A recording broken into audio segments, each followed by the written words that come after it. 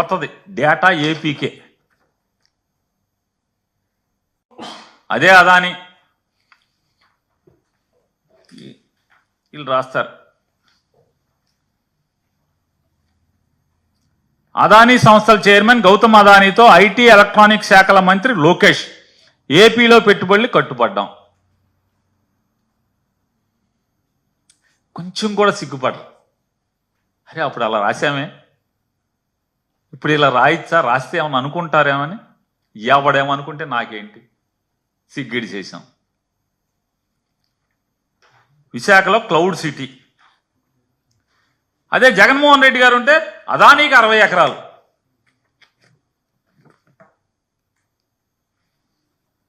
ఈ పాపాలు ఎట్లా ఉంటే వాళ్ళు చెప్తారు. ఏం రాస్తాడంటే ఆయన,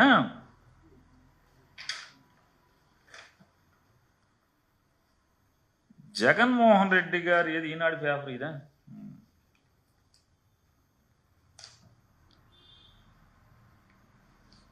జగన్మోహన్ రెడ్డి గారు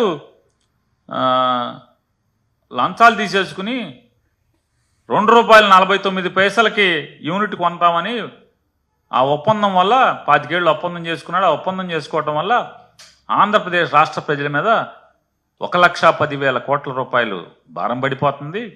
కానీ ఈ ₹2.49 అనేటువంటి మాయలో, యూనిట్కి ₹2.49 అనే మాయలో దీనికి అదనంగా మరొక ₹3.24 ప్రజల మీద భారాన్ని పెడుతున్నాడు. ఎట్లా అంటే అక్కడి నుంచి వేరే రాష్ట్రాల నుంచి విద్యుత్ ఇక్కడికి తరలించడానికి ₹3.24 అవుతుంది. కాబట్టి మొత్తం ₹5 చిల్లర అయిపోతుంది.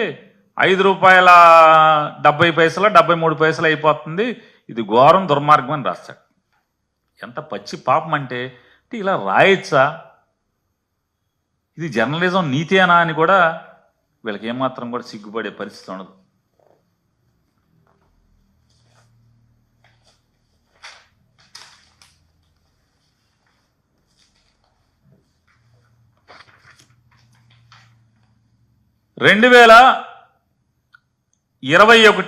జనవరి 15 కేంద్ర ప్రభుత్వం విద్యుత్ శాఖ ఒక జీవో ఇచ్చింది.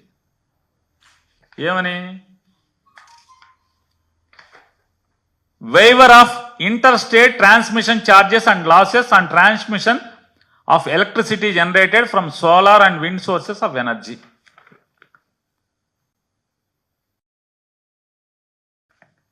ఇది జనవరిలో వచ్చింది. కేంద్ర ప్రభుత్వం ఆర్డర్ ఇచ్చింది.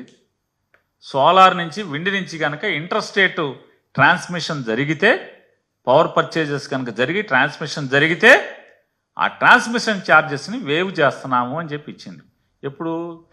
జనవరి 15, 2021. జగన్మోహన్ రెడ్డి గారి ప్రభుత్వానికి సిక్కి అంటే solar energy corporation of India limited. ఇది ఎవరిది? కేంద్ర ప్రభుత్వం.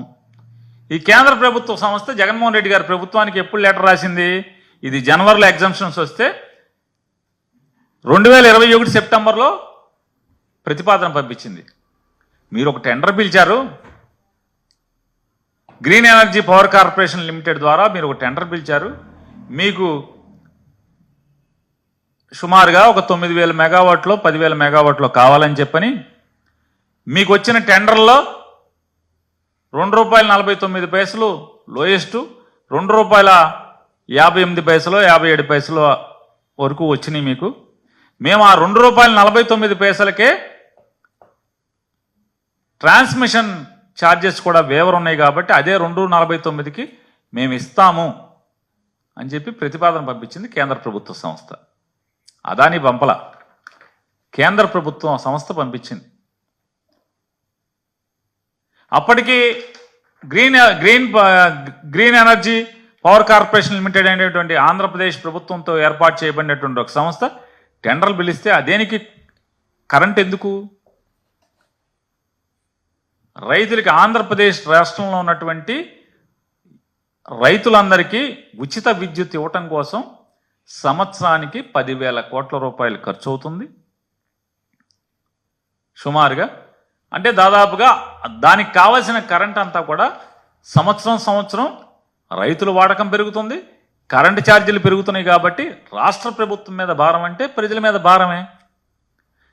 దానికోసం అని చెప్పని దాన్ని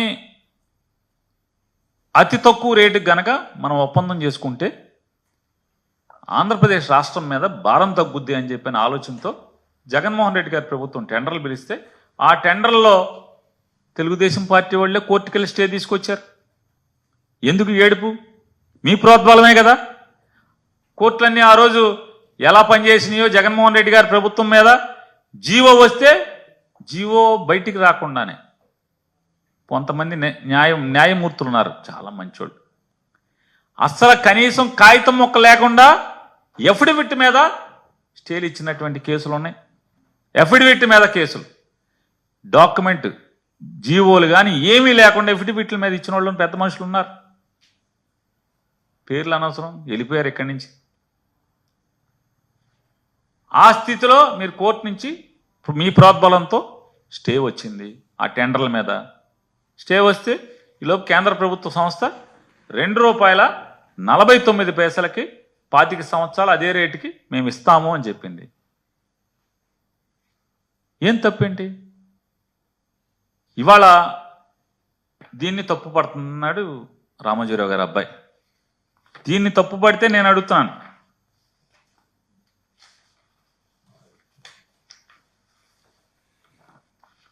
మన చుట్టం,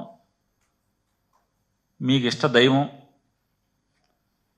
2016లో చేసుకున్న అగ్రిమెంట్ సెక్కీతో, అదే కంపెనీ కదా, solar energy corporation of India limited, కేంద్ర ప్రభుత్వ సంస్థ. ఇది అగ్రిమెంట్ మొత్తం. ఇవి స్టాంపులు కూడా ఉన్నాయి చూసుకోండి, గవర్నమెంట్ స్టాంపులు.